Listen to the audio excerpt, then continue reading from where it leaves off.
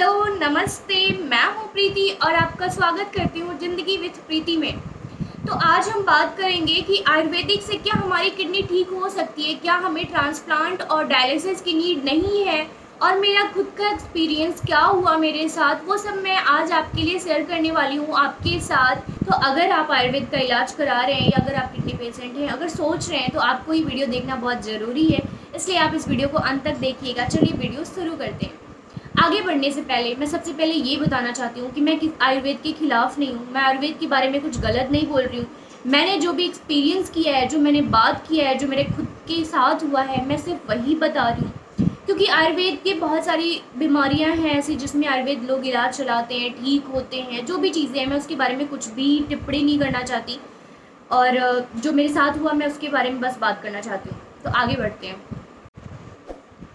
जब किसी भी इंसान की किडनी खराब होती है, उनके डॉक्टर जब उनको बताते हैं कि आपके पास दो ऑप्शन, ट्रांसप्लांट या फिर डायलिसिस, तो किसी भी इंसान को थोड़ी देर के लिए लगता है, थोड़ा बुरा भी लगता है कि ये कैसे हो सकता है, बहुत सारी चीज़ें दिमाग में आती हैं। और ऐसा ही मेरे साथ भी हुआ।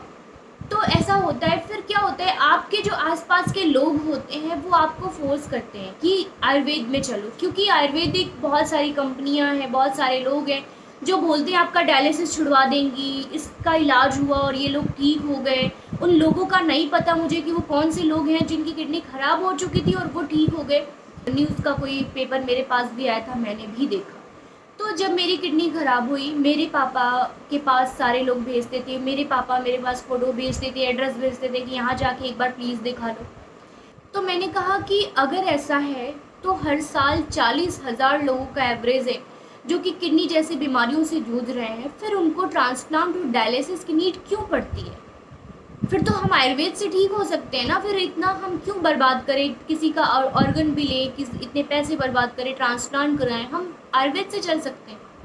उन्होंने कहा ठीक है, फिर भी एक बार दिखा लेना। तो मैं पहले से क्लियर थी अपने दिमाग में कि मुझे आयुर्वेदिक इलाज नहीं कराना है। तो पापा ने बोला कि बहुत, मैंने कहा कि एक बात बताओ, इतने सारे लोग हैं, उन क्यों नीड पड़ती है? तो पापा ने बोला कि सबको पता नहीं है, क्योंकि पापा से किसी ने बोला था कि सबको पता नहीं होता है इसलिए लोग इलाज नहीं करा पाते। मैंने कहा इंडिया है, यहाँ पे छोटी सी चीज़ होती है तो पूरे इंडिया को पता चल जाता है।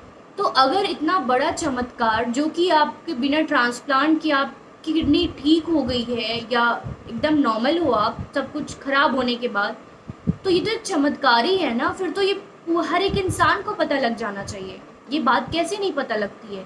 उन्होंने कहा ठीक है, तुमसे कोई वैसे भी नहीं जीतेगा, तुम्हें जो मन करे वो करना, पर एक बार इलाज करा लेना। मैंने कहा ठीक है। उसके बाद मैं फिर अपने जोन में थी, मेरे को बिल्कुल भी भरोसा नहीं था आयुर्वेद पे कि ठीक हो सकता है, क्योंकि मुझे एक ही चीज़ लगती थी कि अगर ठीक होता तो सब ठीक होते, मैं अकेले थोड़ी ना ठीक हो जाऊंगी। मैं चाहती थी कि सब ठीक हो, फिर सब आयुर्वेदिक कराएं। पर मैं जब हॉस्पिटल जाती थी, जब डॉक्टर से बात कर रहा, मैंने बताया, उन्होंने कहा, फिर सारे लोगों को जब मैंने देखा तो मुझे यही लगा कि अगर ठीक ही होना होता तो ये क्यों यहाँ पे ट्रांसप्लांट करा रहे होते।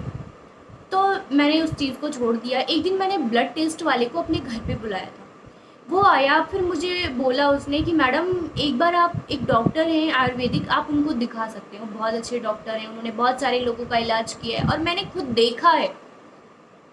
तो फिर मैंने सोचा कि क्यों ना एक बार दिखा लूँ, मेरे अंदर का जो आयुर्वेद मर गया था वो जिंदा हो गया। मैंने कहा मैं भी एक बार आयुर्वेद ज़रूर ट्राई करूँगी, और ट्राई करना ज़रूरी भी था एक्सपीरियंस के लिए। मैंने ट्राई किया, 1 हफ्ते के लिए इलाज चला, उन्होंने मेरा सब प्रोटीन, जो भी चीज़ें होती हैं, विटामिन सब बंद कर दिए, और सिर्फ ग्रीन वेजिटेबल्स, खिचड़ी, यही सारी चीज़ें खाने को बोला, जो कि आयुर्वेद में ये करते हैं। ताकि आपका वेट कम होता है तो थोड़ा सा क्रिएटिनिन लेवल जो होता है आपका डाउन होता है, और वेट कम हो जाता है जब आपको कोई भी प्रोटीन नहीं दिया जाता कुछ, तो वैसे भी नहीं बढ़ना है ना बॉडी में कुछ, जब कुछ देंगे ही नहीं तो बढ़ेगा क्या? तो ऐसे ही था। उसके बाद मैंने 1 हफ्ते दवाई खाई, प्रॉपर सब कुछ किया। 1 हफ्ते में मुझे दर्द होना स्टार्ट हुआ, पेट में हल्का हल्का हल्का हल्का दर्द स्टार्ट हुआ, और एक दिन अचानक बहुत ज़्यादा हो गया। वो दर्द ऐसा दर्द था कि मैं आपको बता नहीं सकती, मेरी लाइफ में कभी ऐसा दर्द मैंने फेस नहीं किया था।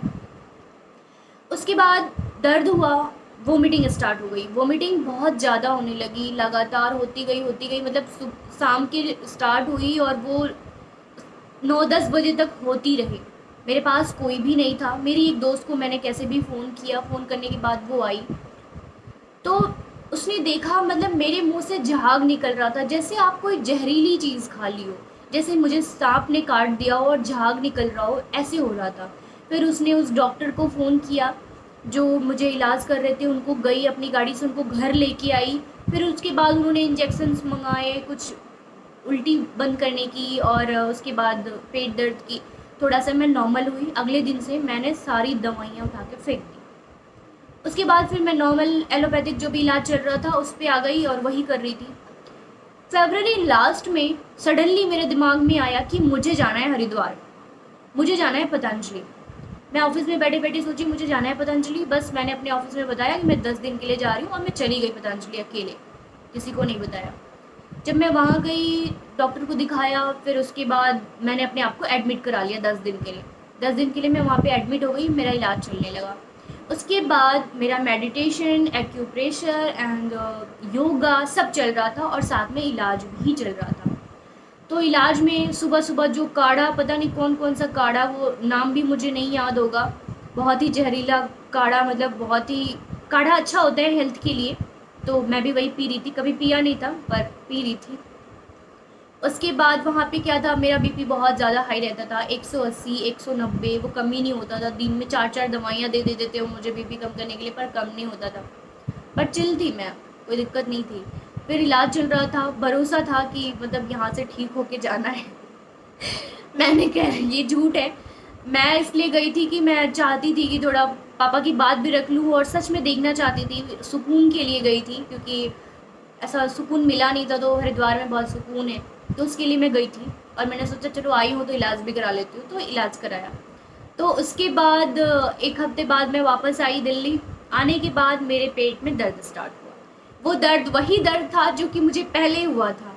जब मुझे एक दिन हुआ, दूसरे दिन हुआ, तीसरे दिन हो रहा है, तो मैं समझ गई कि कुछ तो है। मैंने सारी दवाइयाँ उठाई और फेंक दी। मैंने कहा मुझे खानी नहीं है, क्योंकि वही वाली प्रॉब्लम फिर से हो जाएगी। और या तो ये कुछ था, या तो रिएक्शन था, या जो भी था, मुझे नहीं पता ये क्या था, पर जो भी था बहुत बुरा था मेरा एक्सपीरियंस आयुर्वेद का। तो मुझे यही लगता है इतनी सारी चीज़ें देखने के बाद, अपना एक्सपीरियंस दूसरों से बात करने के बाद, कि आयुर्वेद से आपकी किडनी ठीक नहीं होती है। पर हम क्या है कि हम इतने परेशान होते हैं, लोग हमको इतना पुश करते हैं उस चीज़ के लिए कि हम आयुर्वेद की तरफ जाते हैं और टाइम वेस्ट करते हैं, पैसा वेस्ट करते हैं और होता कुछ नहीं है। तो मैं, मेरे जो भी लोग हैं, मैं उनको सिर्फ इतना ही कहना चाहती हूँ कि अगर आपकी किडनी ख़राब हो चुकी है तो वो आयुर्वेद से ठीक होने वाली नहीं है। तो आप उस पर टाइम वेस्ट ना करके आप अपने ट्रांसप्लांट को, क्योंकि ट्रांसप्लांट के बाद लाइफ एकदम नॉर्मल है। आप मुझे देख सकते हो, आप बहुत सारे लोग हैं उन्हें देखो, मेरे को 1 साल भी नहीं हुए हैं पर मुझे लगता ही नहीं है कि मेरा ट्रांसप्लांट भी हुआ है। मैं भूल जाती हूँ कि मेरा ट्रांसप्लांट हुआ है। सिर्फ दवाइयाँ हैं जो आपको याद दिलाती हैं कि आपका ट्रांसप्लांट हुआ है, टाइम पे दवाई ले लो। तो मेरा ये एक्सपीरियंस है। आई होप कि आपको पसंद आए। तो अगर आपका मुझसे कोई भी सवाल है तो आप मुझे मैसेज कर सकते हैं, और अगर आप किसी भी तरीके से आपको लगता है कि मैं आपकी हेल्प कर सकती हूँ तो आप मुझे इंस्टाग्राम पे मैसेज कर सकते हैं, मैं आपको रिप्लाई करूँगी। और बहुत सारे लोग हैं जिनसे बात करके मुझसे बहुत उनको अच्छा लगता है और मुझे भी बहुत अच्छा लगता है। और अच्छा लगता है कि आप लोग मोटिवेट करते हैं, आप लोग साथ देते हैं, तो इसके लिए थैंक यू सो मच। और मैं उन सभी लोगों का थैंक्स बोलना चाहती हूँ कि जो लाइफ में बुरे वक्त में साथ होते हैं, किसी के अच्छे वक्त में साथ होते हैं, बुरे वक्त, क्योंकि अच्छे वक्त में सब होते हैं, बुरे वक्त में सब नहीं होते। तो मेरा मानना ये है कि अगर आपके पास कोई ऐसा है जिसकी कोई प्रॉब्लम है, या किडनी पेशेंट है, कोई भी पेशेंट है, तो उसको ना किसी के साथ की बहुत ज़रूरत होती है। जहाँ तक मुझे लगा है कि उसको एक मोटिवेशन की ज़रूरत होती है, उसको एक पुश की ज़रूरत होती है, उसको एक स्ट्रॉन्ग करने की ज़रूरत होती है मेंटली। आप किसी के साथ फाइनेंशियली नहीं हो, फिजिकली नहीं हो, पर उसको मेंटली सपोर्ट दो। ये बहुत ज़रूरी होता है, क्योंकि इंसान कभी कभी क्या होता है कि खुद से हारने लगता है, वो कमज़ोर पड़ने लगता है, जबकि वो ऐसा होता नहीं है। पर हमें ज़रूरत होती है अपने आसपास, अपने आजू बाजू ऐसे लोगों की जो आपको ये बोले कि अरे तुम पे कुछ नहीं हुआ है, तुम तो ठीक हो, तुम ठीक हो जाओगे। ना कि ऐसे लोगों की कि ये क्या हो गया तुम्हें, कैसे हो गया तुम्हें, ठीक है देखो क्या होता है, इसमें तो ऐसे होता है, लोग तो ऐसे। ऐसा कुछ नहीं है, सब कुछ अच्छा ही होता है, हम अच्छा सोचते हैं अच्छा होता है। तो अब आपके आसपास जो भी लोग हैं, ऐसे लोग हैं किसी भी तरीके से किसी भी बीमारी से जूझ रहे हो, उनका साथ दीजिए, मैं सिर्फ इतना ही कहती हूँ। और थैंक यू सो मच कि आपके अच्छे अच्छे कमेंट्स मुझे देख के बहुत अच्छा लगता है। इंस्टाग्राम पे भी आपके इतने सारे मैसेज आते हैं। तो अगर आपको लगता है कि मैं किसी भी तरीके से आपकी कोई भी हेल्प कर सकती हूँ तो आप मुझे मैसेज कर सकते हैं, मैं आपको रिप्लाई करूँगी। और स्वस्थ रहिए, मस्त रहिए, अगली वीडियो पे मिलते हैं, बाय।